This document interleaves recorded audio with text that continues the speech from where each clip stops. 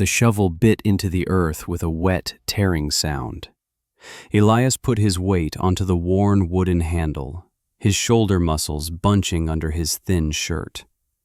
He levered the soil up and out, a dark, loamy mound that joined a growing pile beside the hole. It was late summer, the air thick with the smell of sun-baked pine and damp soil.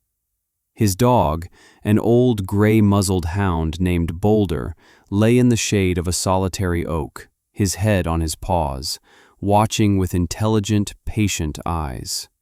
Each time Elias paused to wipe sweat from his brow with the back of a dusty forearm, the dog's tail would give a slow, single thump against the ground. It was a rhythm they had established over weeks. The scrape of steel, the thud of earth, the thump of a tail. This was the 43rd day of digging. The hole was now a precise rectangle, 20 feet long and 12 feet wide, and had just reached a depth of 10 feet. The work was slow, punishing. His hands were a geography of calluses and blisters, some new and tender, others old and hard as leather. In the evenings, he would sit by the fire in his small cabin, the one his parents had built, and soak his hands in warm salt water, Boulder resting his heavy head on his knee. He was 17, and he was alone, but for the dog. "Still at it, boy?" Elias didn't look up. He knew the voice. Mr. Gable stood at the edge of the clearing, his arms crossed over his barrel chest. He was a man made of solid, conventional wisdom, a farmer whose family had worked this land for 3 generations. He saw the world in terms of what had been done before. Elias drove the shovel into the ground again. He grunted with the effort. "That's the deepest post hole I've ever seen," Gable continued, a note of dry amusement in his voice. "Planning on burying a giant?" Elias finally straightened, leaning on the shovel. He looked at the older man, his expression unreadable. "It's a chamber," he said. His voice was quiet, unused. "A chamber for what? You going to store potatoes down there? The root cellar your father built is still sound, best one in the valley." "Not for potatoes," Elias said. He squinted at the sun, a white-hot disk in the pale blue sky. "For the winter." Gable let out a short, humorless laugh. "For the winter? What in God's name for? We all have houses, son, solid ones. That thing will flood with the first autumn rain, and if it doesn't, it'll freeze solid by January. What's the point of living underground when you've got a perfectly good roof over your head?" Elias didn't answer. He turned back to his work. He had his father's journal, its pages filled with tight, spidery script, diagrams and calculations based on observations of wind patterns, snowdrifts from the great blizzard of '78, and the thermal properties of packed earth. His father had been a quiet man, too, a thinker, an observer. The neighbors had called him eccentric. Elias just called him father. The journal was all he had left of him. It was a book of unconventional wisdom. "I have a plan," Elias said to the hole, to the dirt, to the memory of his father. Gable shook his head, a gesture of pity. "You're your father's son, all right. Just be sure you fill that hole in before the first snow. Don't want anyone falling in." He turned and walked away, his heavy boots crunching on the dry leaves. Boulder lifted his head, let out a low grumble in the direction of the departing farmer, then settled back down. Elias reached down and patted the dog's broad head. "He doesn't see it," he murmured. The dog sighed, a puff of dusty air. The work continued. As August bled into September, the hole deepened to 12 feet. Now came the harder part.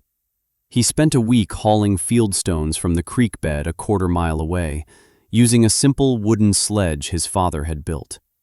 He moved hundreds of them, each one a dead weight that tested his back and legs. He laid a floor of flat stones, fitting them together like a puzzle. Then he began to build the walls, painstakingly mortaring the stones together with a mixture of clay, sand, and straw. This was slower work, more precise. He had to ensure the walls were solid, perfectly vertical. He built forms from salvaged planks to hold the stones in place as the mortar cured. Mrs. Gable sometimes brought him a loaf of bread or a jar of preserves, left on his porch railing. She was a kind woman, but her eyes held the same worried pity as her husband's.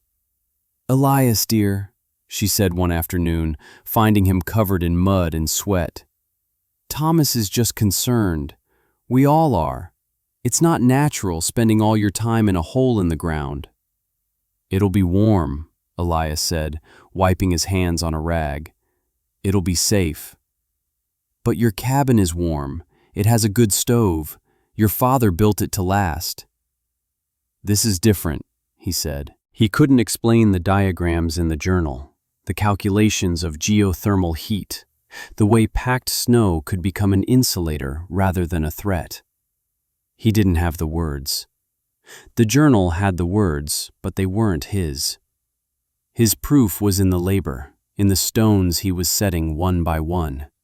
His actions would have to speak for him. One evening, a different visitor appeared.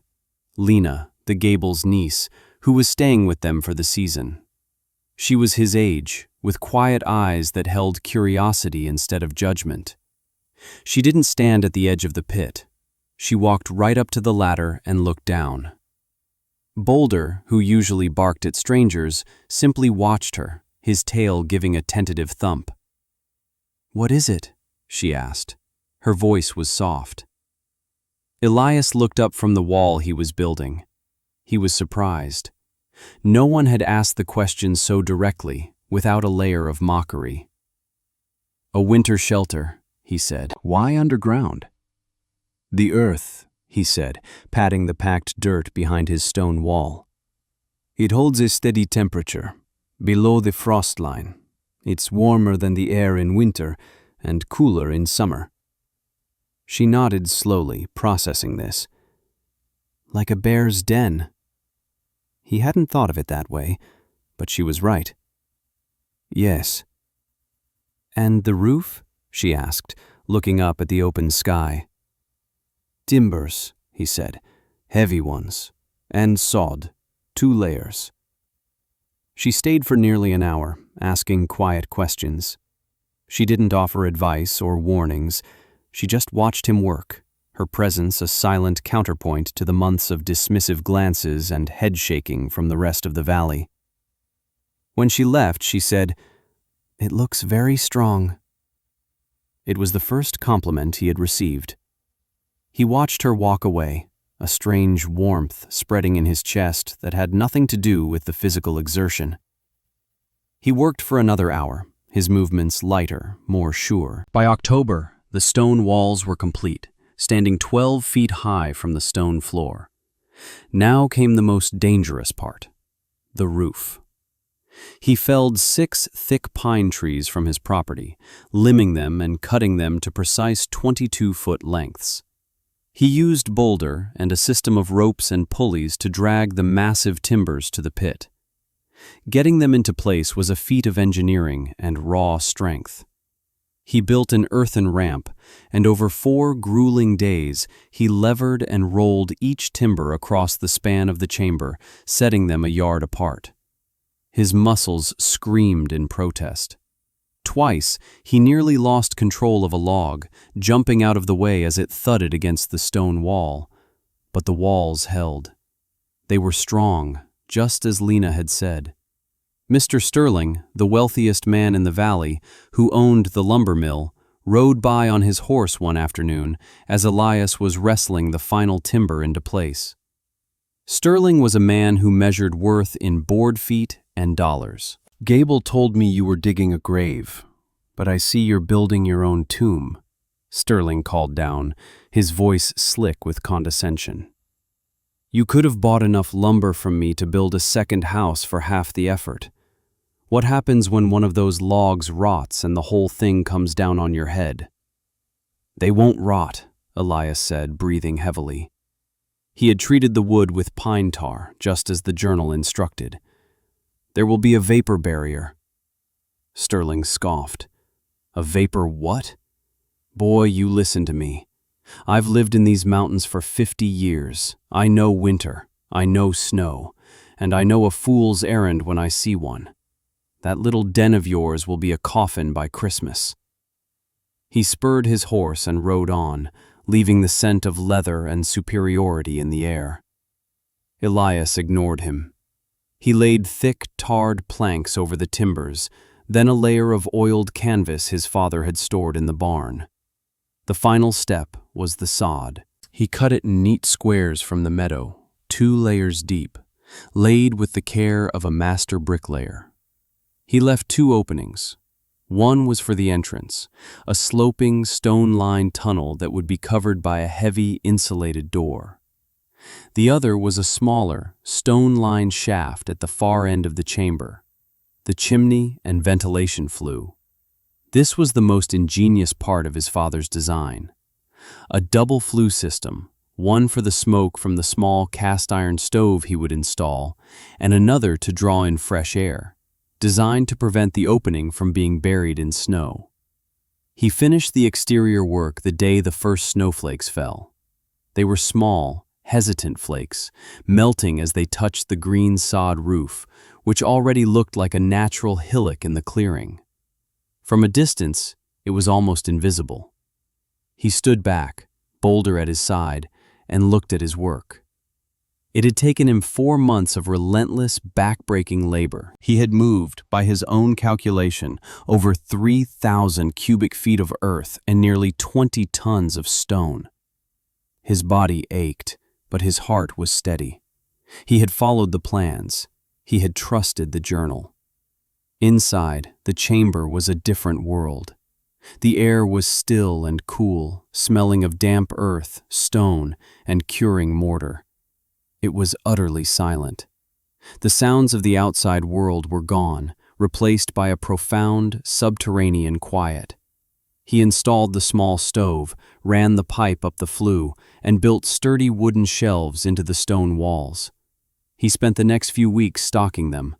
Jars of preserved vegetables from his mother's garden, sacks of flour and beans, smoked meats, barrels of water. He stacked firewood, nearly a quart of it, neatly along one wall. He brought down a bed frame, a table, 2 chairs, and a box of his father's books. It was no longer a hole. It was a home. The first real snow came in mid-November. It was a heavy, wet snow that blanketed the valley in a foot of white. Mr. Gable stopped by, ostensibly to check on his fences, but Elias knew he was checking on him. He saw Gable stare at the snow-covered mound, a plume of smoke curling lazily from the stone chimney that poked out of the top. "Well, it hasn't caved in yet," Gable conceded, his tone still skeptical. "But the real cold hasn't set in. Wait until the ground freezes solid. It'll shift those stones of yours. You'll see." "It's warm inside," Elias said simply. "Warm with pride, maybe. We'll see how warm it is in January." Elias just nodded and went back to splitting wood for the cabin, a task he still maintained. He didn't live in the chamber yet. He was waiting. The journal described specific signs, the behavior of jays, the depth of the frost, the pattern of the wind. His father had been a student of nature's language, and Elias had learned to read it too. The signs were not yet right. Life in the valley settled into its winter rhythm. The snow deepened, the cold sharpened. Elias kept to himself, tending his small world, preparing. He split wood, checked his supplies, and read his father's journals by the fire in the evenings, Boulder snoring at his feet. He felt a quiet sense of anticipation, not of fear, but of readiness. He had done the work. He had honored the knowledge passed down to him. Now, all he could do was wait. The other valley folk treated him with a sort of distant curiosity. His project was a local oddity, a story told over mugs of cider at the general store. "That strange Miller boy," they'd say, "still living in his dirt pile." The mockery had softened into a kind of accepted eccentricity. He was harmless, just peculiar. Only Lena, when he saw her at the store, would meet his eyes and offer a small, genuine smile. "How is the shelter?" she'd ask. "It's ready," he would answer, and she would nod, as if that was the most sensible thing in the world. In the second week of December, the signs began to change. The jays, usually noisy and aggressive, disappeared from the woods. The squirrels, which had been active all fall, vanished entirely. A strange silence fell over the forest. The wind shifted, coming not from the north, as it usually did, but from the northeast, carrying a different kind of cold. A dry, biting cold that felt like it came from the roof of the world. The sky took on a strange, milky gray color, and the sun was a watery smudge behind the haze. Elias checked the barometer in his father's study. The needle was dropping faster than he had ever seen. He went to the journal, flipping to a section titled, "The White Hurricane." His father described a rare meteorological event that happened perhaps once in a generation, a confluence of an Arctic high-pressure system and a moisture-laden coastal storm. The description of the sky, the wind, the animal behavior, it all matched. The entry ended with a stark warning. Conventional shelter will not suffice. Wind will find every crack. Snow will be measured in yards, not inches. There is no strength in wood. There is only strength in the earth. That evening, Elias moved the last of his essential supplies into the chamber. He brought Boulder, a supply of dog food, his father's journal, and a lantern. He secured the door to his cabin, banked the fire in the stove, and then walked down the sloping tunnel into his shelter. Boulder padded after him, sniffing the new space with interest before settling on a thick wool blanket near the stove. Elias closed the heavy, insulated inner door, then the outer storm door. The silence was immediate and absolute. He lit the lantern, its golden light washing over the stone walls and wooden shelves.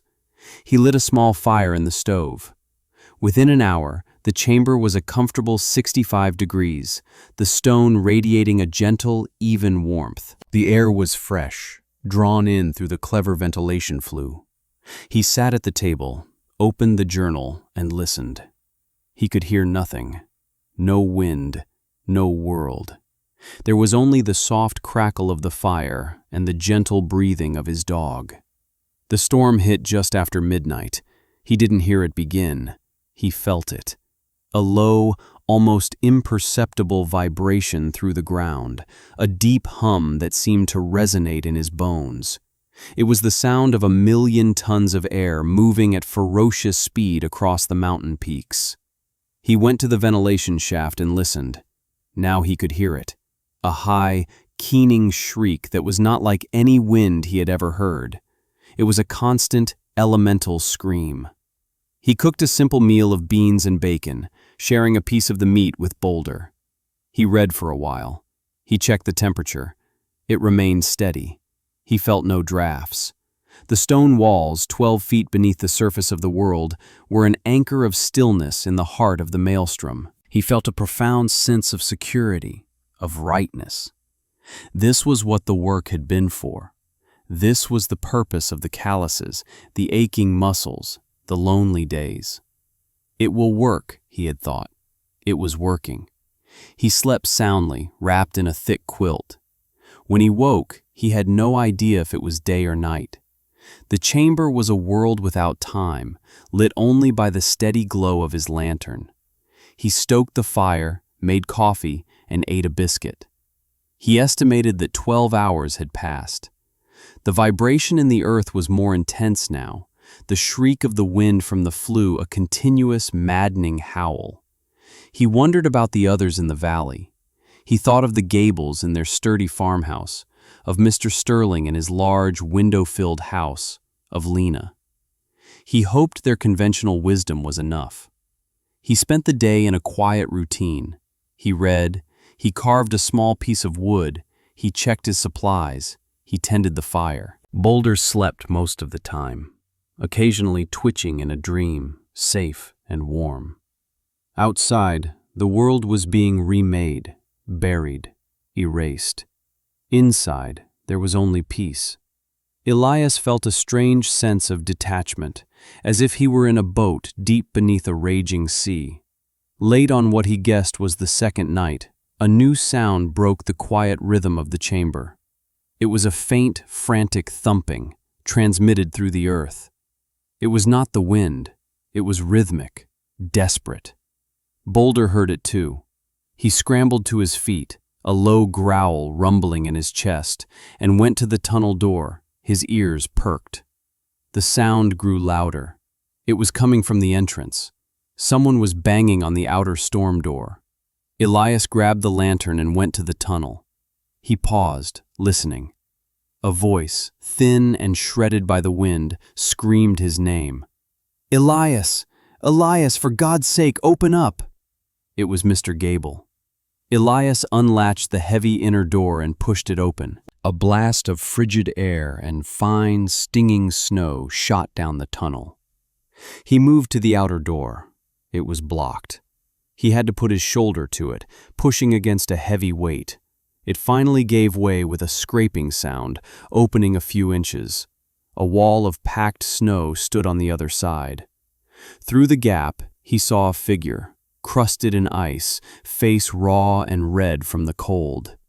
"Help me," Gable croaked, his voice barely a whisper. "My wife, Lena." Elias pushed harder, clearing enough space for them to squeeze through. Mr. Gable stumbled in, half carrying his wife, who seemed barely conscious. Lena followed, her face pale, her clothes frozen stiff. They collapsed onto the stone floor of the tunnel. The wind howled through the opening. "Get inside," Elias said, his voice firm. He helped them stumble into the main chamber, into the warmth and the light. They stared around, their eyes wide with disbelief. Mrs. Gable was weeping, her body racked with shivers. Lena was trying to chafe her aunt's hands, her own fingers blue with cold. The porch roof collapsed," Mr. Gable stammered, his teeth chattering uncontrollably. "Snow load. Never seen anything like it.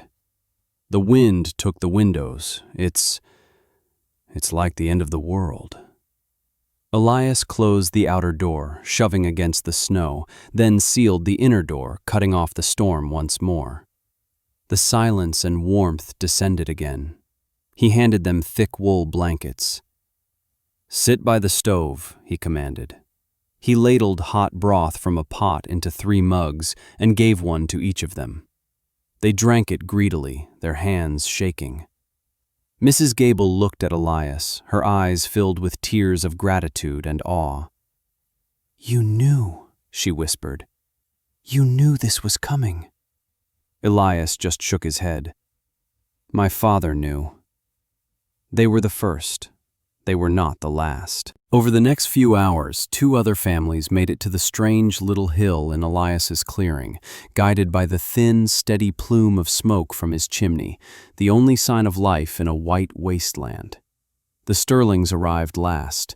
The great man's fine house, with its grand windows facing the valley, had become a death trap. The wind had shattered the glass, and the cold had poured in. His wife was suffering from severe frostbite on her feet. Mr. Sterling himself, stripped of his arrogance, looked small and broken. He didn't say a word as Elias helped his wife to a space near the fire. He just sat on a crate, his head in his hands. There were 13 of them in the chamber now, plus Boulder. The space was crowded, but it was warm and it was safe. Elias moved with a quiet efficiency, sharing his food, water, and blankets. He was no longer the strange boy, the object of their pity and scorn. He was their anchor. He tended to Mrs. Sterling's feet, cleaning them and wrapping them tightly, his movements gentle and sure, just as he tended his own wounds after a long day's work. He spoke little, but his calm presence filled the space. The others, huddled together, spoke in hushed, terrified tones of the destruction outside. Houses they had believed to be fortresses had been breached and broken by the storm's relentless power. The blizzard raged for another full day. Inside the chamber, a small, strange community formed. Mr. Gable, the practical farmer, helped Elias ration the food. Mrs. Gable comforted the crying children of another family. Lena helped tend to the injured, her quiet competence a mirror of Elias's own. She watched him as he moved through the crowded space, his focus unwavering. Their eyes met once across the room, and in her gaze he saw not just gratitude, but a deep, profound understanding.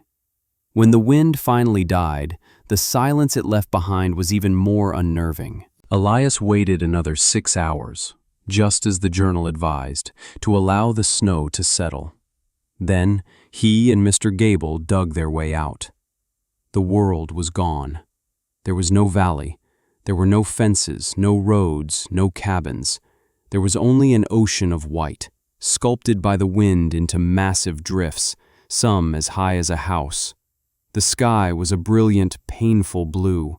The air was so cold it felt sharp in the lungs. The tops of the tallest pine trees poked through the snow like lonely sentinels.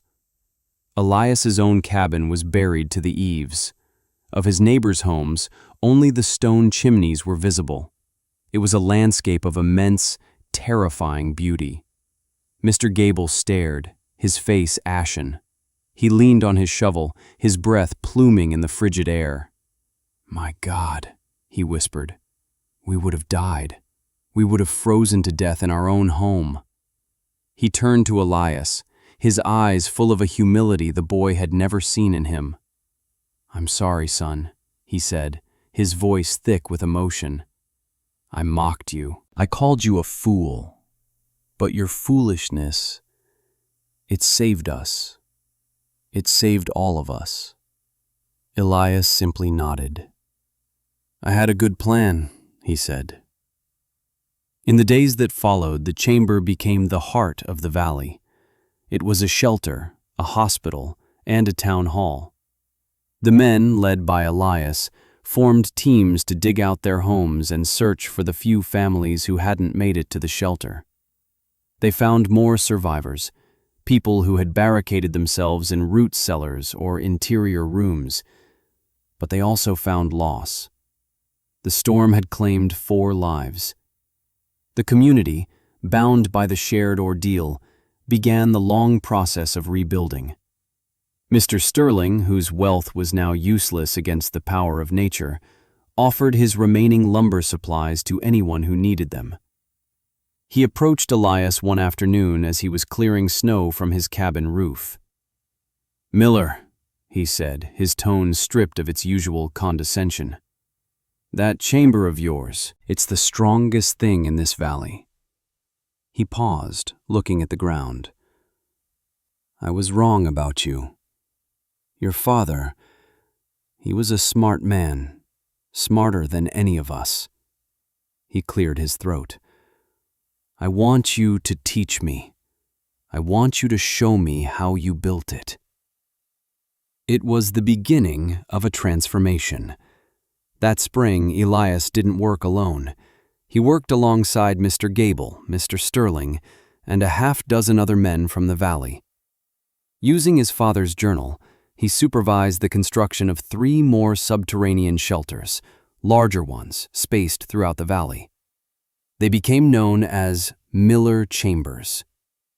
He was no longer the quiet outcast. He was a teacher, a leader. He never raised his voice, never boasted. He proved through action, through quiet instruction, through the shared weight of a stone or a timber. Lena worked alongside him too. She helped draw copies of the journal's diagrams, her neat hand clarifying his father's dense script. They spoke little as they worked, but a deep bond formed between them, forged in the quiet of the chamber and the shared labor of rebuilding. They were married 2 summers later, on the sod-covered roof of the original shelter, the place that had saved them all. Years passed. The valley healed. The memory of the White Hurricane became a defining story, a local legend told to wide-eyed children. The Miller Chambers became a point of pride, a symbol of the community's resilience and hard-won wisdom. Elias and Lena raised 2 children in the cabin his parents had built. He taught them how to read the sky, how to listen to the wind, and how to respect the strength of the earth. Boulder grew old. His gray muzzle turned white. His steps became slow and deliberate. He spent his days sleeping in the sun or lying by the fire, his body a warm, comforting presence. One autumn evening, when he was 16 years old, he laid his head in Elias's lap, gave a soft sigh, and simply went to sleep. He did not wake up. Elias buried him under the old oak tree where he had watched the work all those years ago. He carved a simple stone marker, Boulder. He was a good witness. Elias himself grew old. His hair turned the color of winter snow, and his hands, though still strong, were gnarled with age. He became the valley's elder, a figure of quiet respect. People came to him not just for advice about building, but for his calm wisdom on all matters. He never spoke of his own achievement, but always credited his father's knowledge. "I just did the work," he would say. When he died peacefully in his sleep at the age of 83, the entire valley mourned. They buried him beside Lena, who had passed 3 years earlier, in the small cemetery overlooking the clearing. His children and his grandchildren commissioned a special headstone. It was a large, unpolished piece of granite, the same type of stone he had used to build the walls of the first chamber. The epitaph was simple, taken from the words of the people he had saved. It did not speak of his strength or his foresight. It spoke of his character. Elias Miller. He had a good plan. Long after the names on the stone were weathered and worn, the chamber remained. The sod roof was now a gentle, rolling hill, covered in wildflowers every spring. The stone chimney still stood, a quiet testament against the sky. Children played on its grassy slopes, unaware that they were running on the roof of the structure that had saved their grandparents, the place that had transformed a valley from a collection of skeptical neighbors into a true community. The chamber endured, a silent, subterranean monument to the quiet boy who listened to the wisdom of the earth, and in doing so, built a legacy stronger than stone. It had worked. It was still working.